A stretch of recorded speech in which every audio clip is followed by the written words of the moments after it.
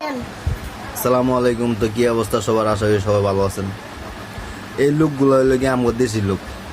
মানুষের মুরব্বীরা কয় না যে সেমই গায়নি, ওরা বিশ্বাস করে আরো সব কিছু দিছি, ওর ফ্যামিলি চালাইতে যা যা লাগে সব কিছু দিছি, কিন্তু হয় আমাকে প্রায় 60-80 হাজার টাকার মতো পেস ফেলাই দেওয়া গেল 2 মাসের ভিতরে। মানুষে বিশ্বাস করবেন কেমনে ভাই? আপনার লগের মানুষই তো আপনার লগে বাটপারি কর কি দেই নাই।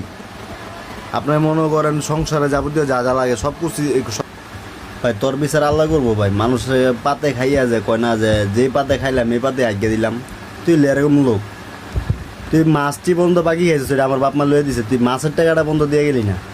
তুই একটা লোক ভাই, আল্লাহ তোরা বাঁচায় রাখুক, আল্লাহ তোরা হেদায়ত দান করুক। তুই যদি আমার সামনে কোনোদিন পড়স তোর টাকা পয়সা যা আছে আমি সব লোক।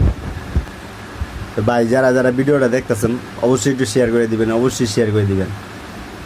ওরা আমার অনেক দরকার ভাই। আমাকে এমন অবস্থা যে নুন আনতে পান্তা পুরায়, আমাকে এমন অবস্থা যে ওই যদি 60,000-80,000 টাকা যদি মনে করেন পেঁচ লাগা ফালাই হয়ে গেছে, আমাকে এটা ভাঙার মতো ক্ষমতা নাই ভাই। যেই পান যেদিক যদি কোনো জায়গায় দেখেন তো অবশ্যই আমার জানাবেন, আর যদি না জানেন তো অবশ্যই একটু শেয়ার করে দিবেন। তবে বাড়ি হলো নেত্রকোনা কলমাকান্দা থানা পাঁচকাটা বাজারের পাশে, মানে বগাইটা বলে আর কি। ওই গ্রামের আমার গ্রামের প্রায় পাঁচকাটায় বাজার হই ভাই। যদি কেউ দেখেন ভাই অবশ্যই আমার একটু জানাবেন, আর যদি না দেন একটু শেয়ার করে দেন ভাই, সবার কাছে যাক, সবাই একটু দেখুক। আমার যে অবস্থা ভাই, এই অবস্থা এত টাকা দেওয়া সম্ভব না ভাই।